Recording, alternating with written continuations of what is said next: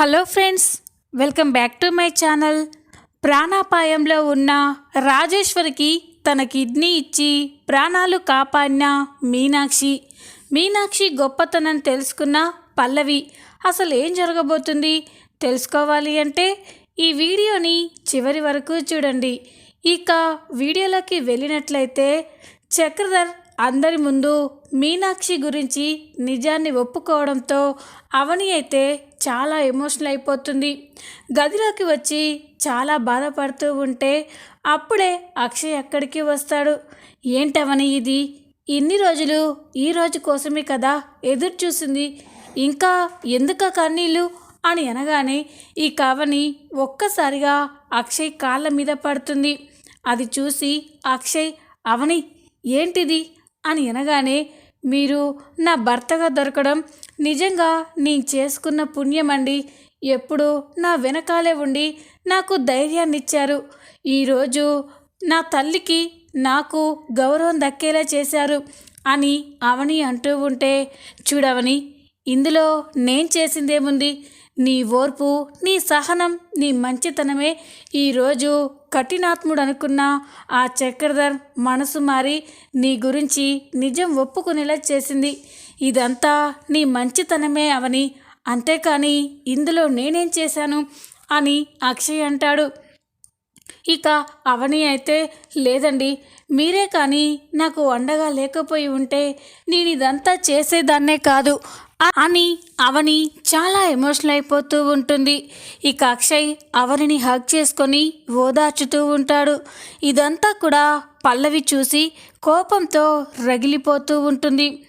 మా డాడ్ ఇంతలా మారిపోవడానికి మీరే కారణమని అర్థమైంది. నేను ఏ నిజమైతే బయట పడకూడదని ఇన్ని రోజులు ఇన్ని కుట్రలు ఇన్ని కుతంత్రాలు చేశానో ఈరోజు ఆ నిజమే బయటపడింది. దీనంతటికీ మీరే కారణం.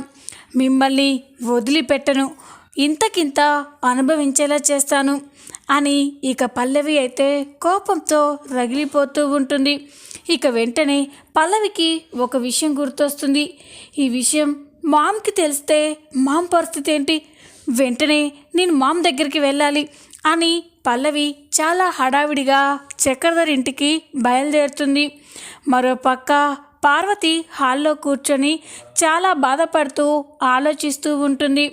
అప్పుడే కమల్ శ్రీకర్ అక్కడికి వచ్చి అమ్మా అని పిలుస్తూ ఉంటే పార్వతి మాత్రం అలాగే పరధ్యానంగా ఆలోచిస్తూ ఉంటుంది. ఇక కమల్ కూడా అమ్మా అని అంటూ ఉన్నా కూడా పార్వతి మాత్రం అలాగే ఆలోచిస్తూ ఉంటుంది. కమల్ శ్రీకర్ ఒకరి మొహాలు ఒకరు చూసుకొని పార్వతి దగ్గరికి వెళ్ళి భుజం మీద చెయ్యి పెట్టి అమ్మా అని గట్టిగా పిలుస్తారు. ఇక పార్వతి ఏంట్రా అని అనగానే, ఏమైందమ్మా, ఏ విషయం గురించి అంతలా ఆలోచిస్తున్నావు అని అంటూ ఉంటే, నాకు మీ అత్తయ్య విషయంలో చాలా భయంగా ఉందిరా అని అనగానే కమల్ శ్రీకర్ షాక్ అయిపోతాడు. ఏంటమ్మా, అత్తయ్య విషయంలో భయపడ్డానికి ఏముంది, ఇప్పుడు ఏమైందని అని అనగానే, లేదురా, ఆడది ఏ మోసాన్నైనా దేన్నైనా సహించగలదు, కానీ తన భర్త మనసులో వేరొక ఆడది ఉందన్న విషయాన్ని ఏ ఆడది తట్టుకోలేదురా. ఇన్ని రోజులు ఆ చక్రధర్ మన కుటుంబానికి ఎంతో అన్యాయం చేశాడు. అవన్నీ తెలిసినా కూడా మీ అత్తయ్య చక్రధర్ని క్షమించి వానితో కాపురం చేస్తుంది. కానీ ఇప్పుడు చక్రధర్ తనని మోసం చేశాడని, తనకంటే ముందే మీనాక్షిని పెళ్లి చేసుకొని 2 పిల్లలని కన్నాడన్న నిజం మీ అత్తయ్యకి తెలిస్తే ఏమైపోతుందిరా? తను తట్టుకుంటుందా? భర్త తనని తప్ప వేరొక ఆడదాన్ని ఊహించుకోడని మీ అత్తయ్య నమ్ముతుంది. అలాంటిది ఇప్పుడు ఆ చక్రధర్ ఇంత మోసం చేశాడంటే తట్టుకోగలదా? నాకు భయంగా ఉందిరా అని పార్వతి బాధపడుతూ ఉంటుంది. అది విని కమల్ శ్రీకర్ కూడా భయపడుతూ ఉంటారు. ఏంటమ్మా నువ్వు చెప్పేది వింటుంటే మాకు కూడా అత్తయ్య విషయంలో భయంగా ఉంది అని అనగానే, అవునరా, రాజేశ్వరి ఏమైపోతుందోనని భయంగా ఉంది అని అంటూ ఉంటే ఇక కమల్, అమ్మా నువ్వు ఎక్కువగా అత్తయ్య గురించి ఆలోచించి బాధపడకమ్మా. పల్లవి వెళ్ళింది కదా, అక్కడ ఏమైనా జరిగితే పల్లవి ఫోన్ చేస్తుందిలే, నువ్వు ధైర్యంగా ఉండమ్మా, తర్వాత మనం అత్తయ్య దగ్గరికి వెళ్ళి మాట్లాడదాం అని కమల్ శ్రీకర్ చెప్తూ ఉంటారు. ఇక పార్వతి, లేదురా, నేను వెంటనే రాజేశ్వరి వదిన్ని చూడాలి, అప్పటి వరకు నా మనసు ప్రశాంతంగా ఉండదు అని పార్వతి అంటూ ఉంటే అప్పుడే అవని అక్కడికి వస్తుంది. ఏంటత్తయ్య అని అనగానే, అమ్మ అవని, నాకు రాజేశ్వరి వదిన విషయంలో భయంగా ఉందమ్మా. ఆ చక్రధర్ తనని ఇంతలా మోసం చేశాడని రాజేశ్వరి వదిన ఏమైపోతుందో అని అనగానే, నాకు అదే భయంగా ఉందత్తయ్య. ఇప్పుడు నేను అక్కడికే బయలుదేరాను. రాజేశ్వరి పిన్నికి అన్నీ అర్థమయ్యేలా నచ్చ చెప్పాలి అని అంటూ ఉంటే ఇక పార్వతి కూడా, అలాగేనమ్మా, నేను కూడా వస్తాను, పదండి అని అందరూ కూడా రాజేశ్వరి దగ్గరికే బయలుదేరుతారు.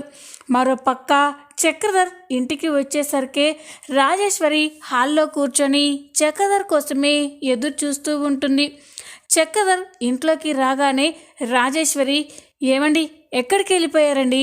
మీకోసం చాలాసేపటి నుండి భోజనం చేయకుండా ఎదురు చూస్తున్నాను, రండి కలిసి భోంచేద్దాం అని చక్రధర్తో మాట్లాడుతూ ఉండగా చక్రధర్కి గాయాలు కనిపిస్తాయి. అది చూసి రాజేశ్వరి ఒక్కసారిగా షాక్ అయిపోతుంది.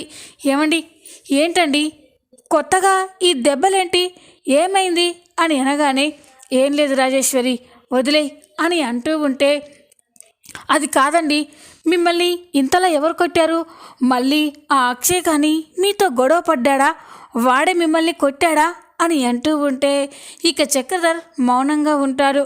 ఏంటండి మీరు మౌనంగా ఉన్నారంటే నాకు అర్థమైంది, ఆ అక్షయే అవని కలిసి మీకు ఇలా చేసి ఉంటారు, వాళ్ళ సంగతి చెప్తాను అని అంటూ ఉంటే ఇక చక్రధర్, లేదు రాజేశ్వరి, అక్షయ్ చేసిన దాంట్లో తప్పేం లేదు, నాకు ఈ శాస్తి జరగాల్సిందే అని అంటాడు. అది విని రాజేశ్వరి ఒక్కసారిగా షాక్ అయిపోతుంది. ఏంటండి, ఏం మాట్లాడుతున్నారు? మిమ్మల్ని రక్తాలు వచ్చేలా అంతలా కొట్టినా మీరు ఆ అక్షయ్ని ఎందుకు ఇంకా క్షమిస్తున్నారు? మీరు క్షమించినా నేను క్షమించను, ఇప్పుడే నేను అక్కడికి వెళ్ళి వాడంతు చూస్తాను అని రాజేశ్వరి కోపంగా అంటూ ఉంటే ఇక చక్రధర్, లేదు రాజేశ్వరి, ఒక ఆడదానికి మోసం చేసినందుకు నాకు ఈ శాస్తి జరగాల్సిందే అని అనగానే రాజేశ్వరి ఒక్కసారిగా షాక్ అయిపోతుంది. ఏంటండి, ఏం మాట్లాడుతున్నారు? మీరు మోసం చేయడం ఏంటి అని అనగానే ఇక చక్రధర్, రాజేశ్వరి, ఇన్ని రోజులు నీ దగ్గర ఒక నిజాన్ని దాచాను, నిన్ను మోసం చేయడం కాదు, నిజాన్ని మాత్రమే దాచాను, దానికి నన్ను క్షమించు రాజేశ్వరి అని అంటూ ఉంటే ఇక రాజేశ్వరి షాక్ అయిపోయి చూస్తుంది. ఏంటండి, ఏం మాట్లాడుతున్నారు మీరు అని అనగానే, అవును రాజేశ్వరి, మీనాక్షి ఎవరో కాదు, నా మొదటి భార్య అని అంటాడు. అది విని రాజేశ్వరి ఒక్కసారిగా షాక్ అయిపోతుంది. ఏంటండి మీరు అనేది అని అనగానే, అవును రాజేశ్వరి, మీనాక్షి నా మొదటి భార్య, అవని భరత్లు నాకు మీనాక్షికి పుట్టిన పిల్లలు అని అనగానే రాజేశ్వరి ఒక్కసారిగా షాక్ అయిపోతుంది.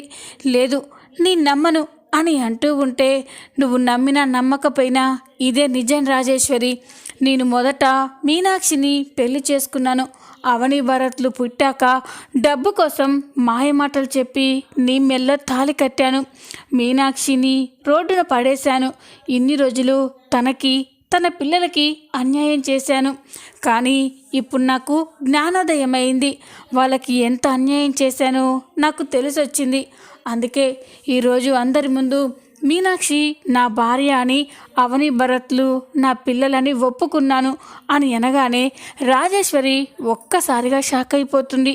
లేదు, నేను నమ్మలేను అని అంటూ ఉంటే, నువ్వు నమ్మినా నమ్మకపోయినా ఇదే నిజం రాజేశ్వరి, అలాగని నువ్వంటే నిన్ను మోసం చేయడం కాదు, నిజాన్ని మాత్రమే దాచిపెట్టాను, నువ్వు లేకుండా నేనుండలేను రాజేశ్వరి అని ఇక చక్రధర్ అంటూ ఉంటే అప్పుడే అక్కడికి పల్లవి వస్తుంది. పల్లవి అక్కడికి వచ్చేసరికి రాజేశ్వరి ఏడుస్తూ ఉంటుంది. ఛీ, మీరు ఇంత నీచుడని అనుకోలేరు. మీరు ఎన్నో దారుణాలు చేశారు, ఎన్నో నేరాలు చేశారు. అయినా సహనంతో భర్త అనే భరించాను. నా పుట్టింటికి మీరు ఎంతో అన్యాయం చేశారు, తీరని ద్రోహం చేశారు. అయినా కూడా నేను మిమ్మల్ని సమర్థించి నా భర్తే నాకు ఎక్కువ అని వాళ్ళకి ఎదురు తిరిగాను. అలాంటి నన్ను మీకు ఎలా మోసం చేయాలనిపించింది? కానీ ఇన్ని రోజుల నుండి పాపం ఆ మీనాక్షిని ఎంతగానో మాటలని అవమానించాం, చిత్రహింసలు పెట్టాం. కనీసం అప్పుడైనా మీనాక్షి మీ భార్య అని నాతో చెప్పాలనిపించలేదా అని అంటూ ఉంటే చక్రధర్ అయితే బాధపడుతూ చూస్తూ ఉంటాడు. పల్లవి అక్కడికి వచ్చేసరికి ఇక రాజేశ్వరి అలా ఏడుస్తూ ఉంటుంది.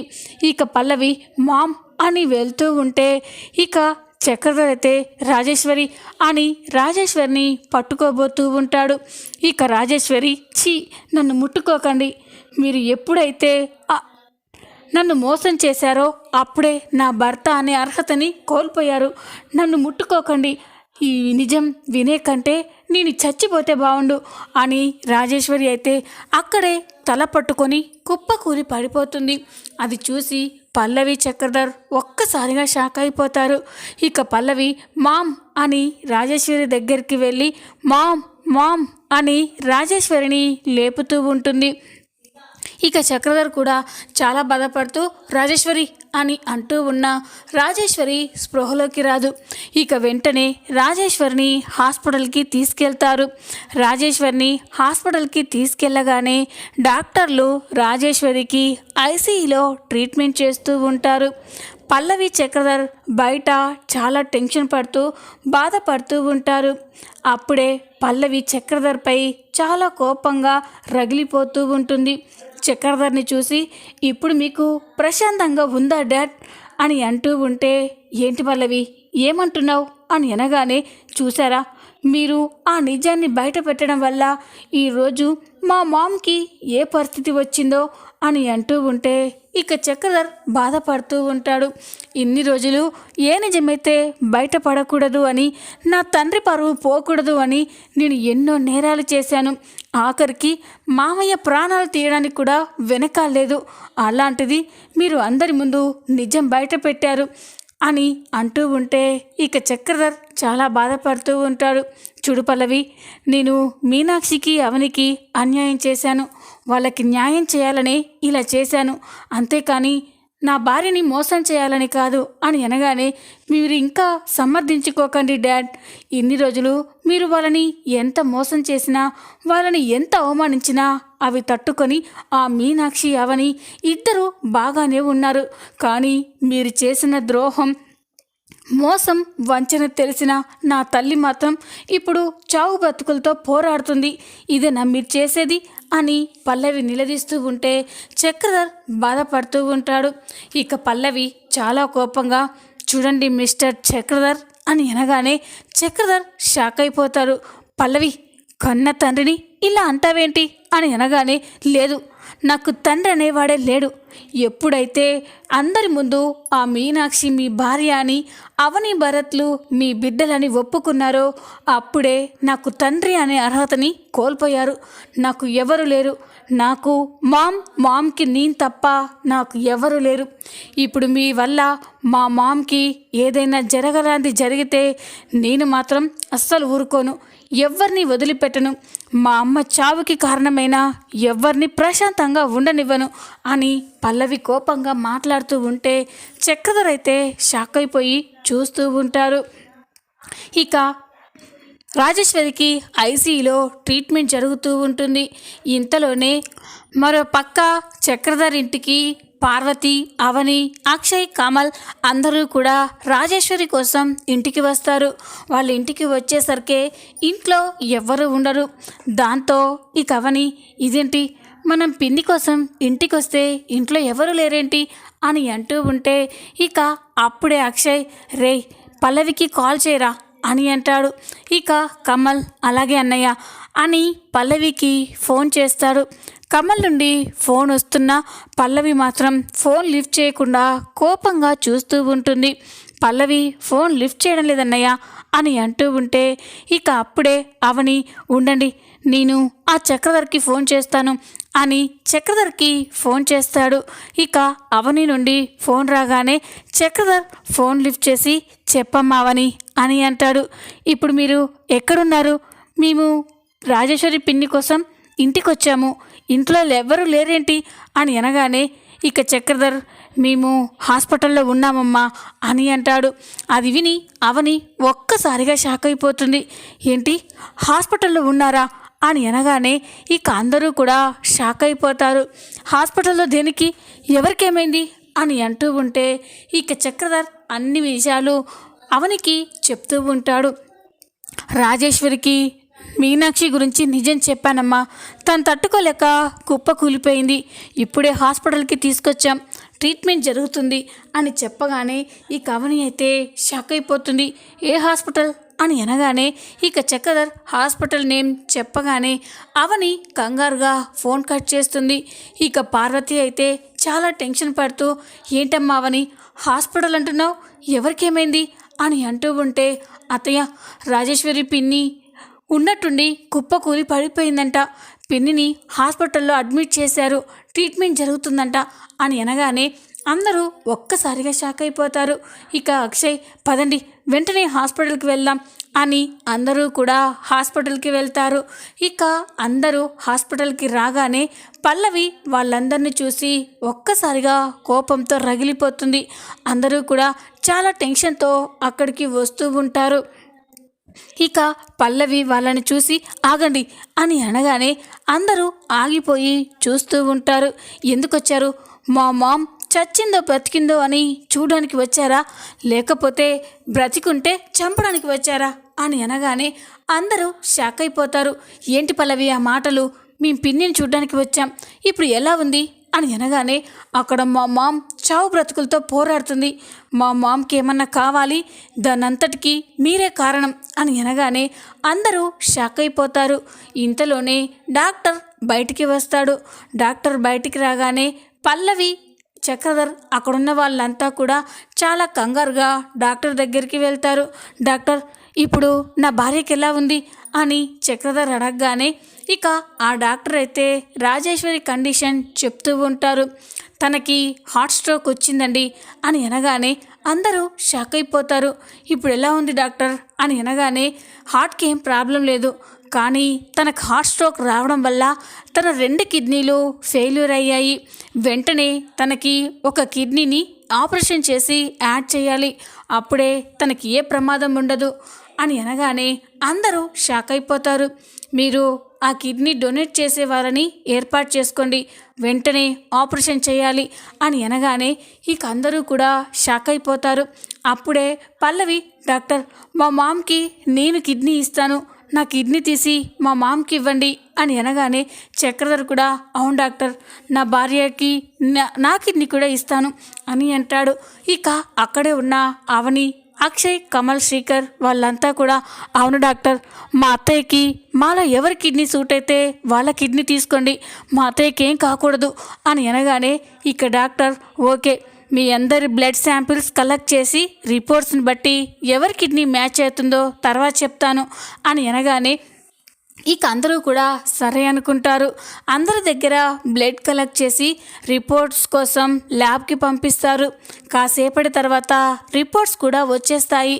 ఆ రిపోర్ట్స్ రాగానే ఇక డాక్టర్ వాళ్ళ దగ్గరికి వచ్చి మీ బ్లడ్కి సంబంధించిన రిపోర్ట్స్ వచ్చాయి అని అనగానే ఇక అందరూ కూడా చెప్పండి డాక్టర్, మాలో ఎవరి కిడ్నీ మా అత్తయ్యకి మ్యాచ్ అవుతుంది అని అక్షయ్ అనగానే సారీ అండి, మీ అందరిలో ఎవరి కిడ్నీ కూడా ఆవిడకి మ్యాచ్ కాలేదు అని అనగానే అందరూ ఒక్కసారిగా షాక్ అయిపోతారు.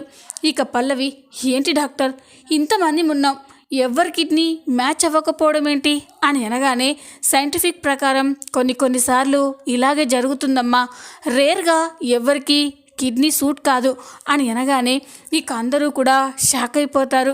ఇక పల్లవి అయితే ఏడుస్తూ ఉంటుంది. అంటే మా మామ్ ఇక బ్రతకదా అని బాధపడుతూ ఉంటుంది. ఇంతలోనే అక్కడికి భరత్, ప్రణతి, మీనాక్షిలు కూడా బాధగా ఏడుస్తూ అక్కడికి వస్తారు. ఇక చక్రధర్ దగ్గరికి వచ్చి ఏమండి ఇప్పుడు రాజేశ్వరికి ఎలా ఉంది అని అంటూ ఉంటే ఇక చక్రధర్ అయితే బాధగా చూస్తూ ఉంటాడు.